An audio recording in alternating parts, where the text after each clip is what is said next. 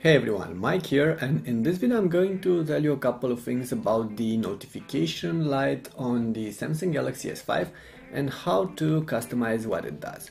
Now, by default, the notification light can be tweaked from the settings, and for that you need to go to Device, Display, and you have here the LED indicator, and you only have a couple of settings in here. You can make it light up in red when charging the device, blink in red when the device is on low battery, and of course the screen is off. You have notifications blue for missed calls, messages or app notifications, and of course blue LED blinking when voice recording. However, this RGB notification LED can actually lit up in a couple of different colors. And if you want to use those other colors for your notifications, there are two applications that I'm basically recommending. You will find them in Play Store. Light Manager is free right now. Lightflow has a free version and a paid version as well. We're going to start with Light Manager. This is basically what I'm using these days. I really like this application. It has a simple interface and it's quite easy to master. From this screen you have the operating mode. I'm not really sure what alternating mode does, but I'm just using the normal mode like this. And you have some advanced settings in here. You can show up that the application is running in the notification icon here. In the notification bar, you can make it start on boot or start it if you want to later on. You can show those notifications. You can enable this during sleeping time, and you can set up the LED brightness for from dim to bright, the LED turn on time, the static LED if you want to use that. Okay, and cancel LED after unlock. No notification LED will be cancelled after the screen is unlocked. That's not really something that I would need. I just wanted the notification LED to stop blinking after I unlock the phone. And you have some color mapping in here, and of course you have some backup and restore options. Okay, and from here you can set up your notification for basic different things. For instance, for missed calls, for messages, for multimedia messages, for Gmail, calendar reminders, Hangouts, and what's cool, Facebook, Twitter, emails, and some other applications as well from those that you have pre-installed. For instance, you can have something for StarTaxi or QuizUp or anything else that you might want, and that's really nice. You also have this LED settings for the battery, LED settings for network connections if you want those, for system status if the vibrate mode is on or if the Wi-Fi is on, and so on. So basically you have a bunch of different options that you can play with, and let me show you how this LED works. For instance, you can make it blink in yellow, and we'll enable the test and turn the device on.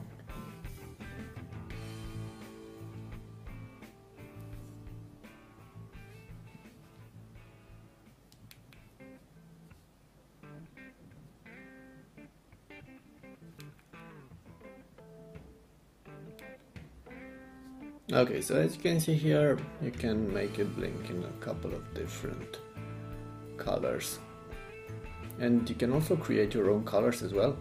Okay, let's try this one. Let's see what. Yeah, it actually works. It's some kind of brown. Okay, this was one of the apps. If by any chance the app is not working right, you can try to restart it. You have this option here, Restart Light Manager. If it's still not working right, make sure that you don't have more apps that control the LED running at the same time. For instance, right now I don't have the other app, Lightflow, running. If you have them both running at the same time, there might be some incompatibilities, okay, between them. Alright, and next I'm going to show you that other app I was talking about. Alright, this app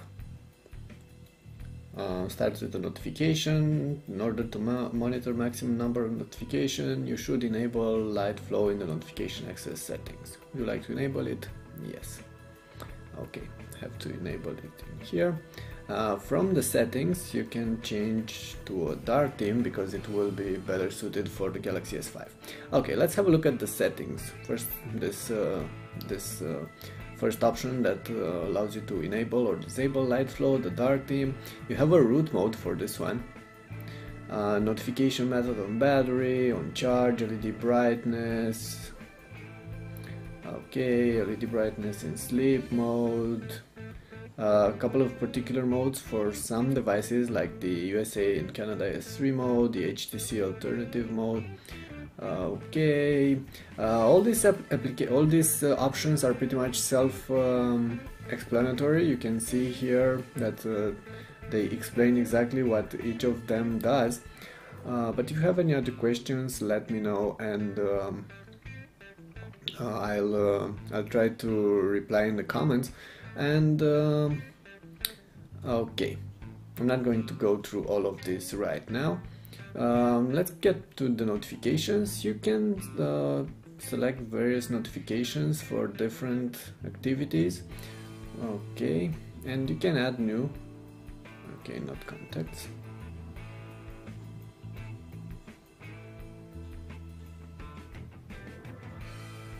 Okay, you can have a notification priority order from here, but I'm not really sure how you add new notifications. Okay, that's really weird. Probably from here you need to select the apps. Yeah, basically we're using the free version of the application. I haven't been using it lately that much, and with the free version you can only have this particular notification. It looks like Gmail, low battery, missed calls, Hangouts, email, application, calendar apps. If you want to add more apps, you need to go to this section, and from here you need to select what you want, and you have a bunch of options, really a lot of options, but it's not really that intuitive. It would have been better just to list the applications that I have installed on my device, and this way I wouldn't have to go through this entire long list of stuff. Looking for Twitter, I can't really find it. For instance, Tumblr, this one only works in the full version of this application. It costs about $2, so it's not really expensive, but I don't know, maybe some of you just don't want to pay for this particular application. And you have a screen test that will make the LED blink in different colors. Okay, so at the end of the day, right now I like the previous application, the Light Manager, more. It's free and it tends to work fine. However, on some devices that might not work alright, but on the Galaxy S5 it has been running smoothly, so nothing to complain. If that particular application wouldn't have been running alright, I would have to use LightFlow. Again, this does offer some more in-depth tweaking, more options than that other app, but you will have to buy the full version in order to make it work alright. Okay, those were all the things I wanted to say for now. If you have any questions or anything to add to this particular video, make sure to leave your comments below.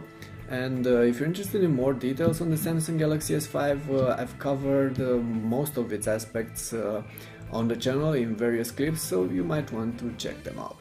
Alright, thanks for now, thanks for watching, and I'll see you guys soon.